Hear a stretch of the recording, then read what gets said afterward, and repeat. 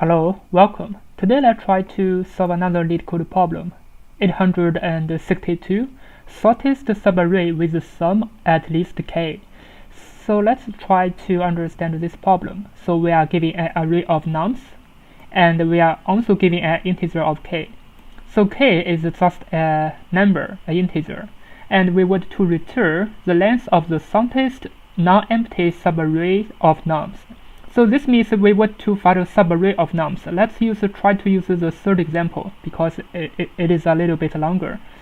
Yeah, so this subarray means a continuous part of an array. So this means for this example, 2 minus 1, this is continuous. This is a subarray. 2 minus 1 and 2, this is another subarray because it can be itself. So for this subarray 2 minus 1 and 2, the sum of them will be 3. So 3 will be at least k, so we'll return the length of the subarray, which is 3, as we can see that. So for the first example, so the length is 1, and for the second example, because the sum of them is at most 3, but we need to have at least k, it is not possible, so we're gonna return a minus 1. So first let's try to understand the problem, and what kind of a method we can use. We can try to solve such kind of a problem. Yeah, so if we are giving a random array like, let me use another color, maybe blue. Yeah, if we are giving a random array for this example like 2 minus 1 and 2, so we have 2 minus 1 and 2. So how can we calculate the sum of a fixed window or unfixed window? Yeah, so for example, if the window size is 3, the sum of them will be 3. So what about the window size is 2 from here, so the sum of them will 1. So first of all, we're gonna calculate the prefix sum of this array, because this will save us some calculations. We just need to know the left pointer and the right left pointer and the right pointer, then we know the sum of the window. So for example, the pre-sum of this array would be, I will prepare a padding 0 because this will be easier for the calculation. And then the sum of them will be 2, 1, and 3. So this is our new array. We just need to check this kind of prefix sum array, and we're gonna check the window size. Yeah. So for example, the window from here, this one left side and the right side. So the sum of them will be 3 minus 0. So it is 3. But what about the window size? So the window size is just r minus l. We don't need 2 plus 1 because this is a prefix sum array. With this 3 minus this 0, actually it is for this window. It is the size. Has a size of 3. Yeah, so this is the result. But what kind of algorithm or what kind of data structure can we use to solve such a problem? If we directly calculate the left and the right window, it's gonna be O(n) squared. It is not possible. Yeah, because n is 10 to the power of 5. Yeah, so n squared is not possible. We have to use advanced data structure to solve this problem. Yeah, so let's try to make a drawing of all these numbers. So for example, what about if the prefix sum array? Yeah, we just make a drawing. If it is always increasing, so what's gonna happen? So for example, this is from the beginning, this is from the left side, and then the right pointer will be shifted until to here. So for example here, this is the right pointer. If this value, so for example, this is 4, and this is 1, and k is 3. Yeah, so k equal to 3. Yeah, so if this 4 minus 1, it is more than and equal to 3, it means we've already found a result. So the final result would be r minus l plus, yeah, so the final result would be r minus l. Yeah, so what about the other point if it is at the right side? So if it is increasing, it cannot be the result because this is smaller. The window size from this L to this R is smaller. If we have a value X or if we have a value of Y, it is not possible. Or maybe the line is decreasing. Yeah, for example here we have another value Z. Yeah, but we want to have a window size. It should be as smaller as possible. So it means if it is increasing, we just need to find this point. Yeah, this is one of the possible results. And then the left pointer will be shifted one by one until we find a possible result. Maybe this is 1, this is 5. Yeah, but our k is 3. Maybe this can be shifted to 2, and 5 minus 2, it is still more than or equal to 3. It can be a possible result. Yeah. So this is one of the cases if the line, if the numbers prefix sum is always increasing. But what if the line is decreasing? So for example, yeah, we have a line, this number is always decreasing, and then we have an increasing line. It is like this. So here, this is the left pointer. We didn't find the possible result, so we're gonna shift one by one until the right pointer maybe go here, here, and here, maybe here. So from here, this is the R pointer, and we've already found a possible result. So the prefix sum, this one minus this one, it is more than and equal to k equal to 3. So this is one of the possible result. Yeah, but as we can see from the drawing, if this is one of the possible results, what about this point? Yeah, because as you can see here, from here it is decreasing. It means this point definitely it is a possible result, because this R, for example, here is x. This R minus x, the level is much higher than before. So this is a possible result. What about here? Here is also a possible result. What about this point? Yeah, this point must definitely be a possible result, because it is at the same level. Yeah, as you can see that even the line is decreasing from the beginning and then increasing. So the final result should always be at the increasing line. Yeah, so this line should be ignored, because from this point, it must be a possible result. Or it can be this point, but definitely we can ignore these areas. So what kind of data structure can solve such kind of a problem?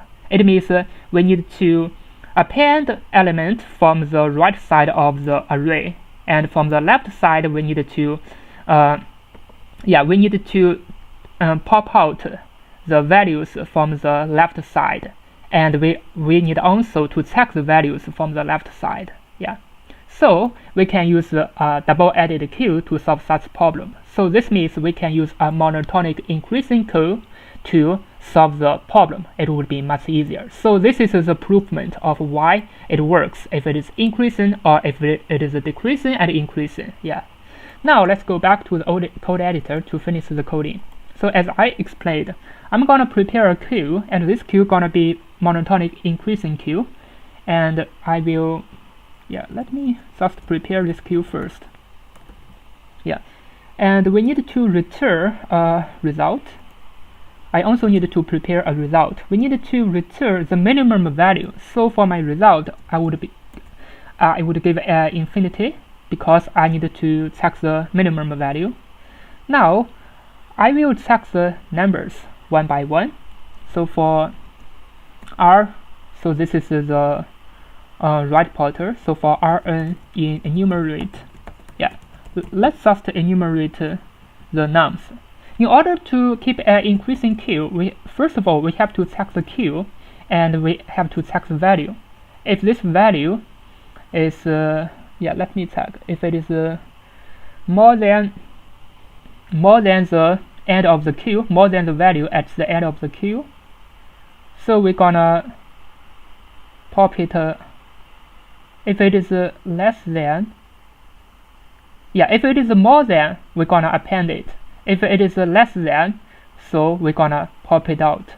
Yeah, because if it is less than, we cannot pop. Yeah, so if this n is less than the value at the end of the queue, so the value would be, let me first prepare a prefix sum, because we need the prefix sum. It's gonna be a list of accumulate with the nums, and the initial value, as I explained, I'm gonna give a 0. Yeah. Now we are going to enumerate the prefix sum. Yeah. So if this n is less than prefix of q with -1, so if our current value is less than the end of the queue, we have to pop it out, because in this way we can keep an increasing queue. Yeah, let me explain from here. So for example, in our queue, our last value, for example, this is a queue, and last value maybe 5. Yeah, this is the end of the queue. So for the next element, if it is 4, yeah, it is less than 5. So what we're gonna do? We're gonna